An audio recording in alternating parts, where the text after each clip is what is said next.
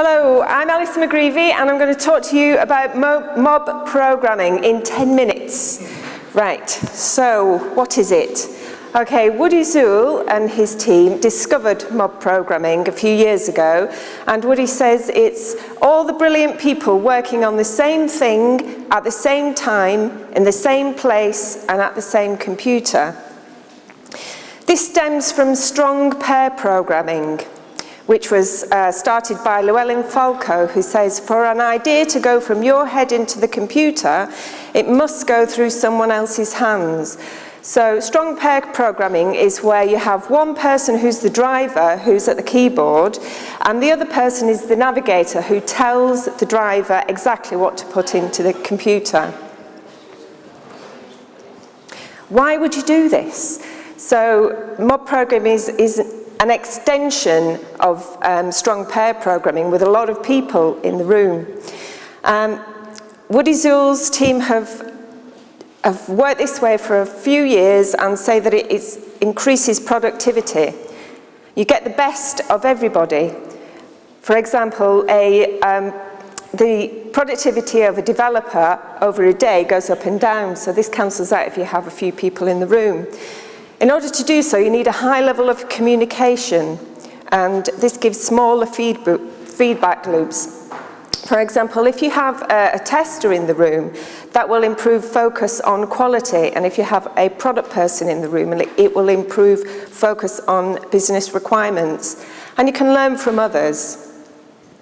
I went to this lady's talk at Devox last month, and she talked about learning programming by osmosis. She's a tester, and she worked on several mob programming groups and over time picked up programming.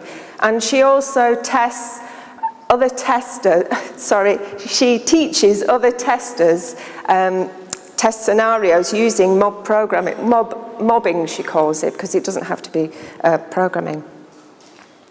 Okay, so this all sounds very nice. I went to 2 talks at Devox to learn about mob programming. I run the Manchester Java community, which is an official JUG, and I run this along with Debbie Roycroft. She'd been to a talk at Agile Manchester by Woody Zuhl, so we thought, well, why don't we try it out at our next event? It doesn't have to be great, you know, we're just trying it out, and this is what we did.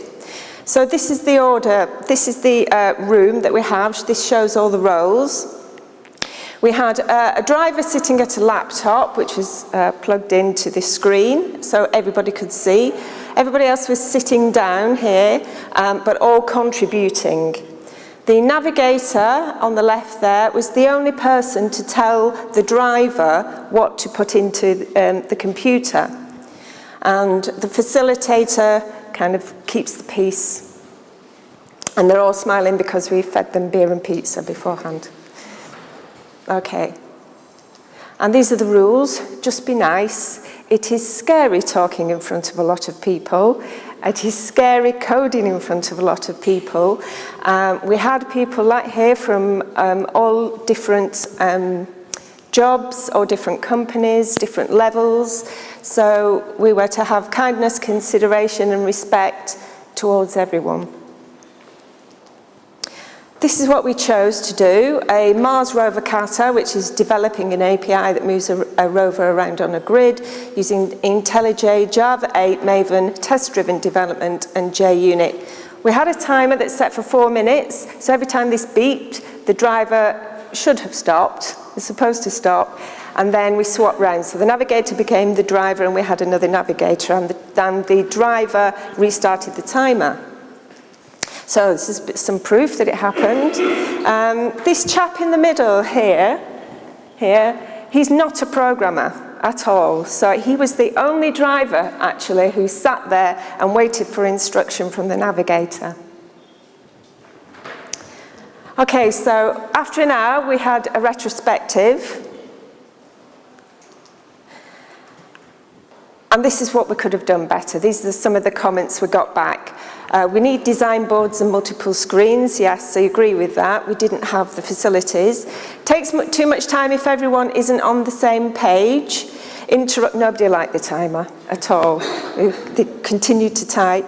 Mob too big, try with a smaller group. Yeah, we had nearly 20 people in a mob, so really wouldn't do that. But it was good fun at the time. Too many people, they lost track of objective, and the facilitator did really have to bring them back to point.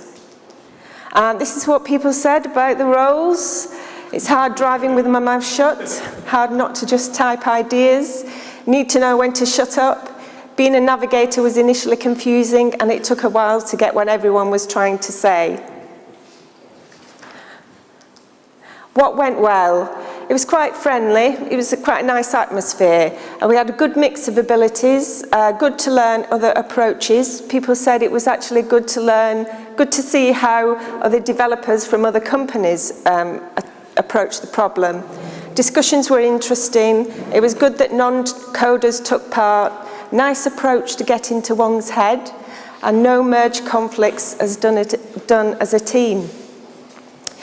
So it was quite a good, enjoyable experience, and I'd look forward to putting this into practice in a work environment.